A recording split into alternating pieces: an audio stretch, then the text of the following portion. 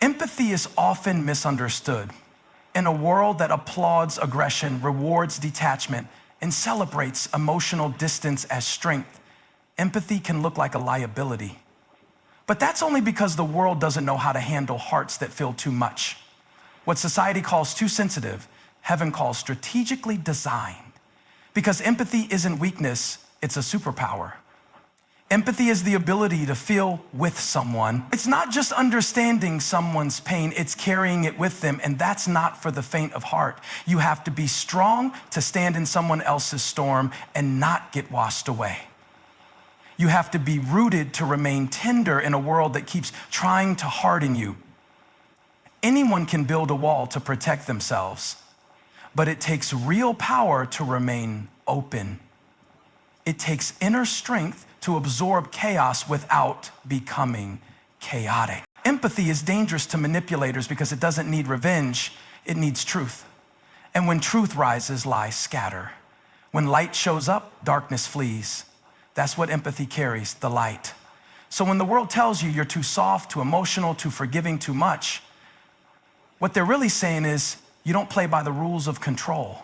They're telling on themselves because they see something in you they can't break. Narcissists don't just crave attention, they crave control. But not just over anyone. They specifically seek out the unhealed, the insecure, the ones still questioning their own worth. It's not about love, it's about leverage. A narcissist doesn't enter your life to build with you, they enter to feed off you. And the easiest targets are those who haven't yet realized they don't need to be chosen to be valuable. The narcissist is drawn to the open wound.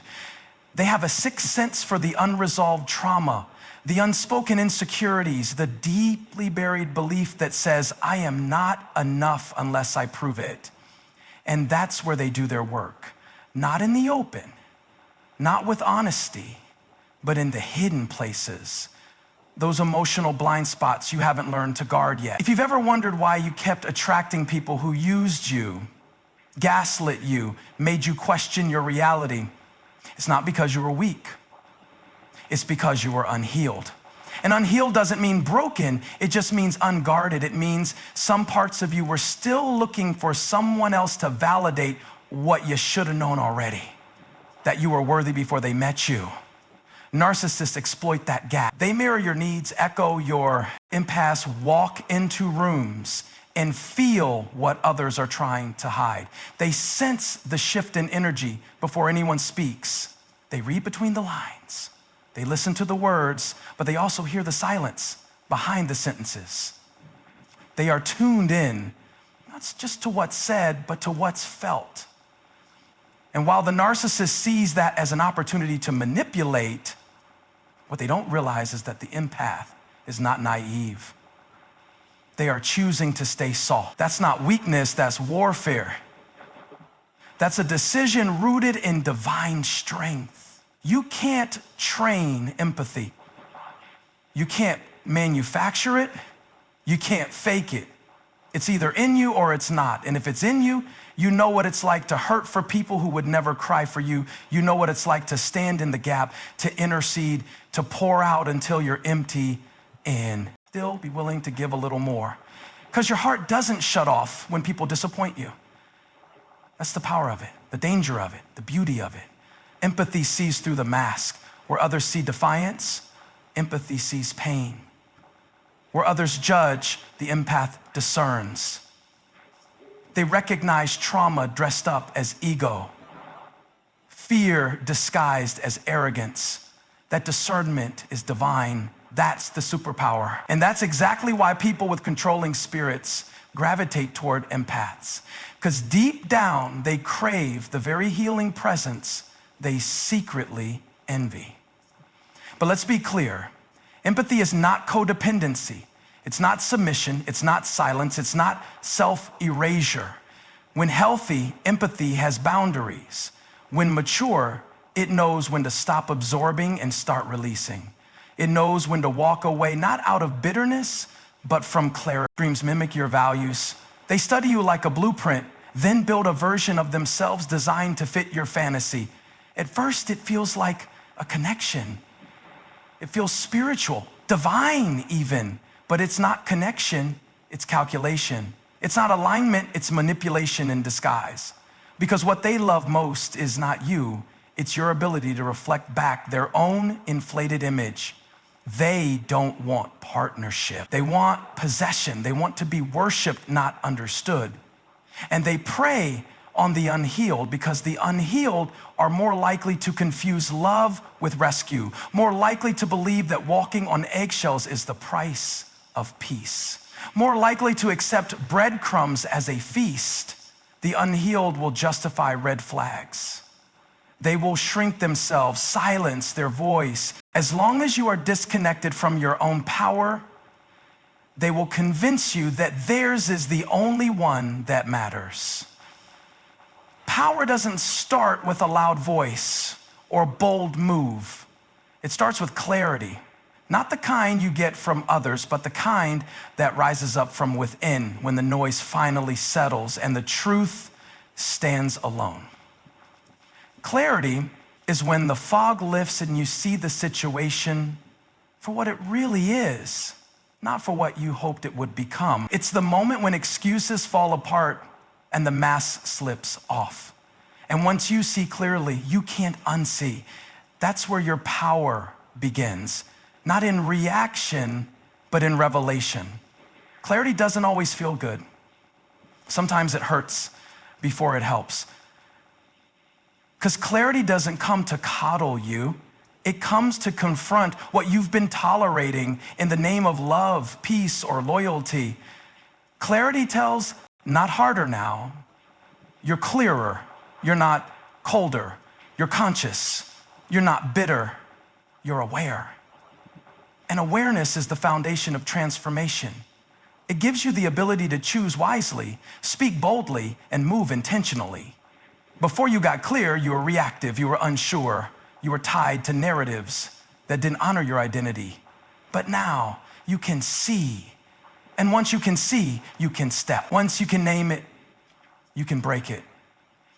Once you stop waiting for validation and start listening to your inner truth, you access a power that can't be given by others and can't be taken away by them either.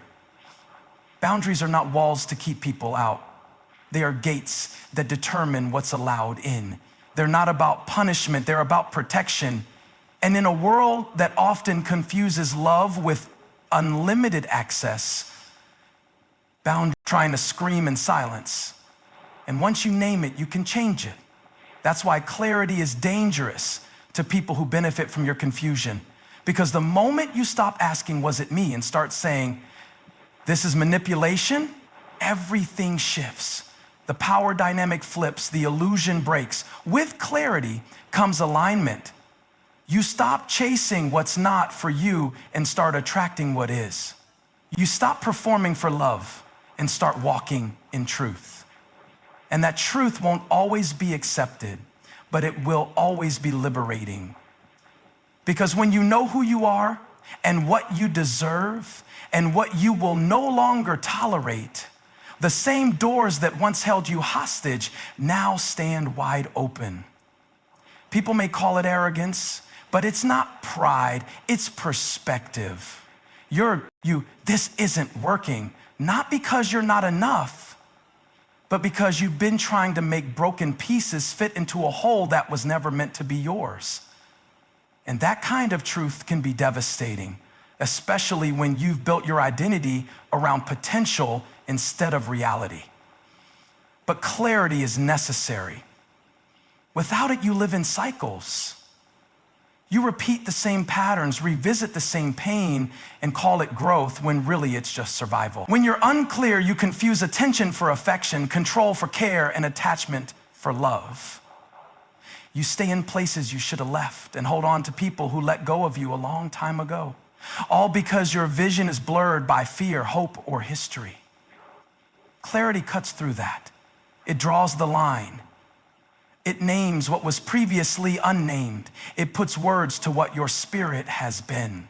Suppress their truth, all for the illusion of belonging.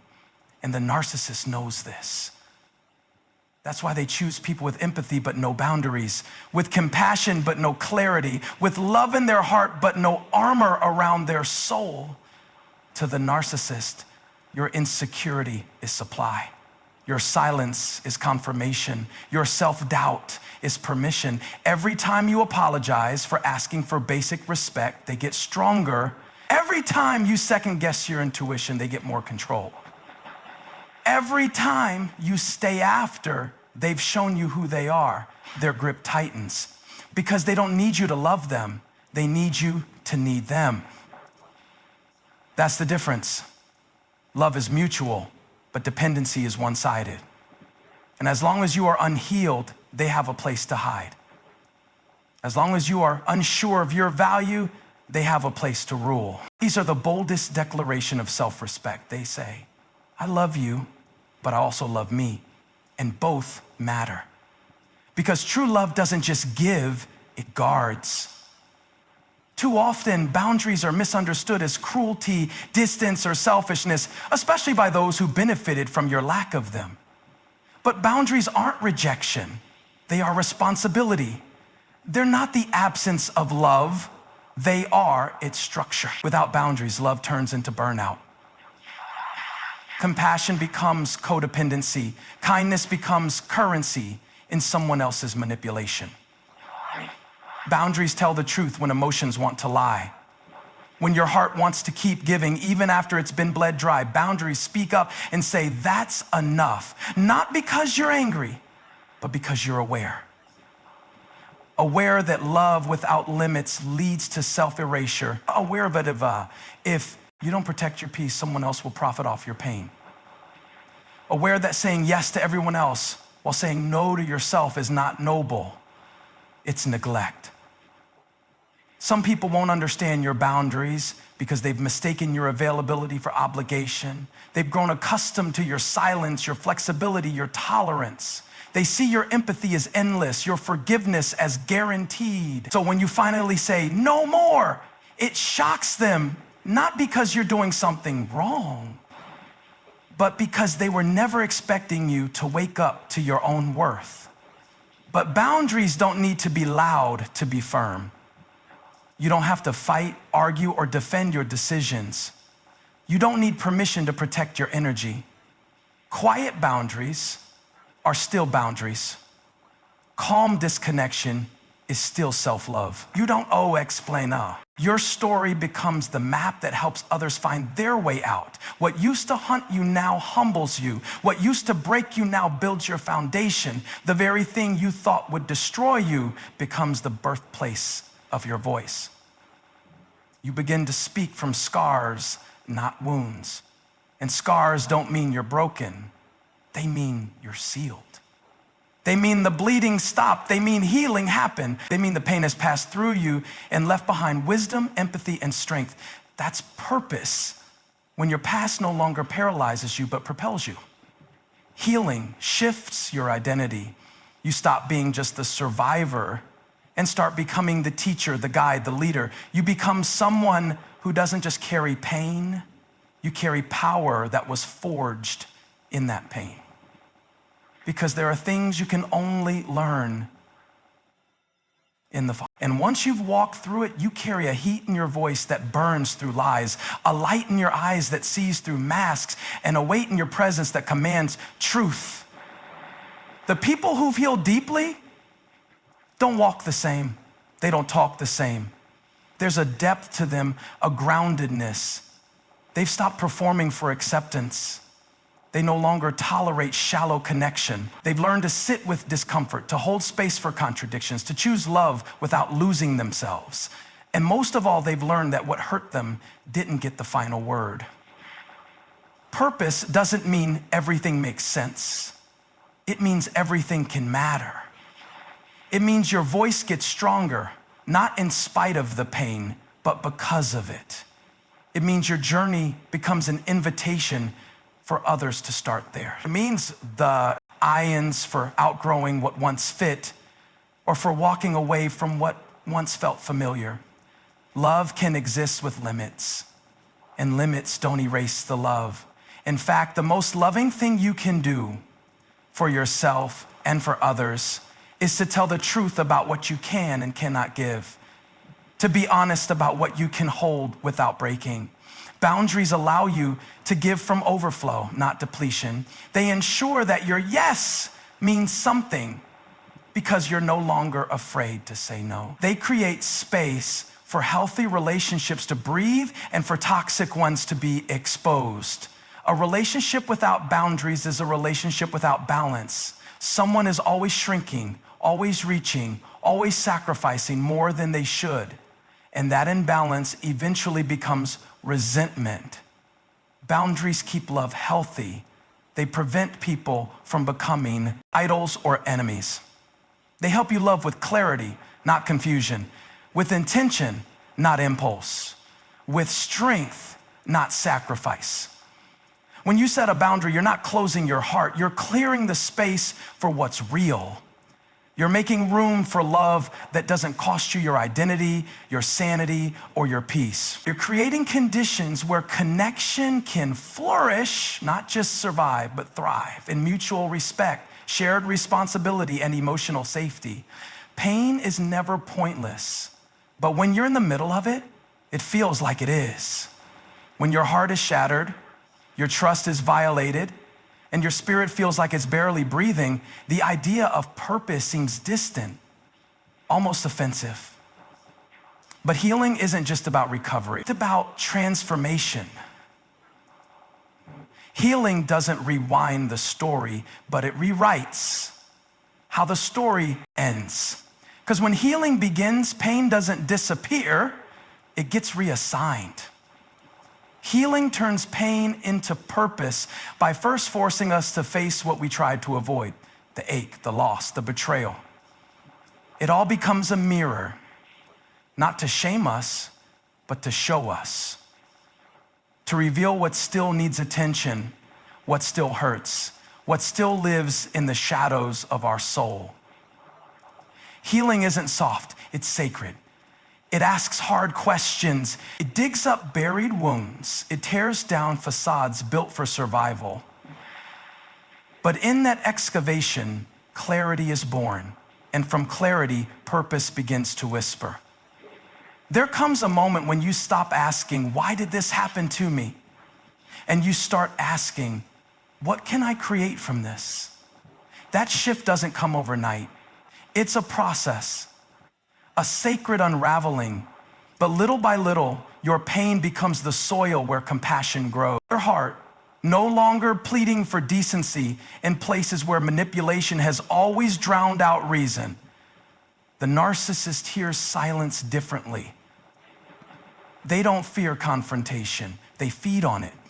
They crave the chaos of your reaction, the energy of your defense, the tears, the anger, the back and forth.